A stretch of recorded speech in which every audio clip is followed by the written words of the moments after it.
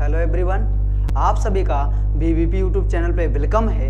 आज हम डिस्कस करेंगे difference between prokaryotic and eukaryotic cell. आज हम जानेंगे कि प्रोकैरियोटिक सेल और यूकैरियोटिक सेल में क्या डिफरेंस है। चलिए देखते हैं। सबसे पहला डिफरेंस जो है आपको बताएं, सबसे पहला और मेन डिफरेंस जो है प्रोकैरियोटिक और यूकैरियोटिक में, इनमें क्या है? True membrane bound nucleus are absent. आपको बताएं प्रोकैरियोटिक में ट्रू मेम्ब्रेन बाउंड जो न्यूक्लियस होता है वो एब्सेंट होता है। आपको बताएं इनमें जो प्रोकैरियोटिक में न्यूक्लियस होता है वो नॉट वेल डेवलप्ड होता है। ध्यान दीजिएगा, कभी कभी कुछ स्टूडेंट होते हैं जो कि लिखते हैं एब्सेंट होता है, गलत लिखते हो। आप ऐसा लिख सकते हो कि ट्रू मेम्ब्रेन बाउंड और न्यूक्लियस आर एब्सेंट, बट ऐसा नहीं लिखेंगे कि न्यूक्लियस एब्सेंट होता है। न्यूक्लियस प्रेजेंट होता है बट नॉट वेल डेवलप्ड होता है। तो क्या लिखेंगे? True membrane bound nucleus is absent eukaryotic. आप या इसको भी लिख सकते हैं कि not well developed nucleus are absent. इसके बाद बात करते हैं किसकी?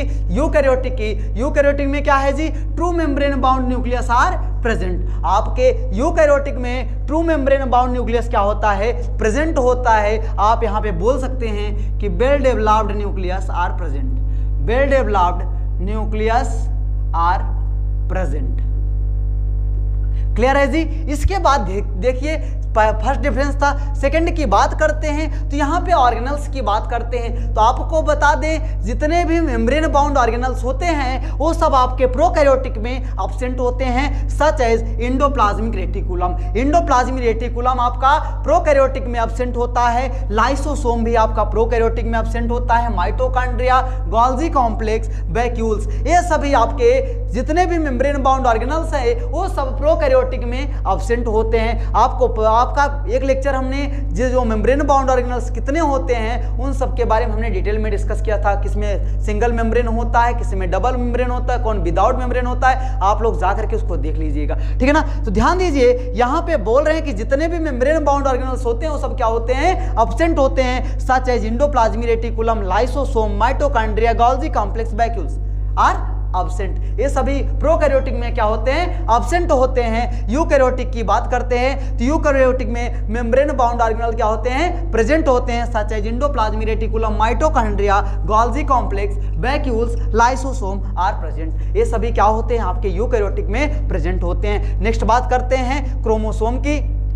नेक्स्ट बात करते हैं प्रोकैरियोटिक के थर्ड डिफरेंस की। तो क्रोमोसोम फॉर्म्ड ऑफ डीएनए। आपको पता है क्रोमोसोम में आपका डीएनए के ध्यान दीजिएगा प्रेजेंट इन द साइटोप्लाज्म। आपका जो क्रोमोसोम होता है, ठीक है ना, ध्यान दीजिएगा, जो क्रोमोसोम होता है वो आपका कहाँ पे पाया जाता है जी? साइटोप्लाज्म में पाया जाता है।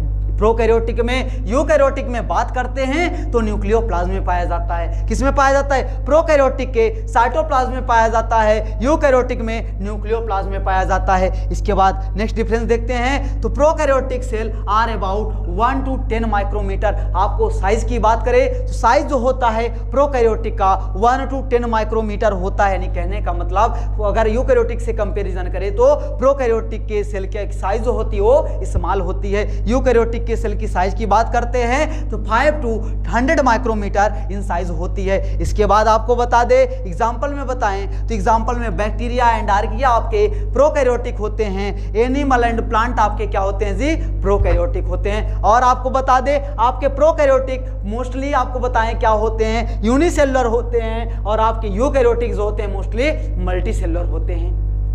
Thanks for watching.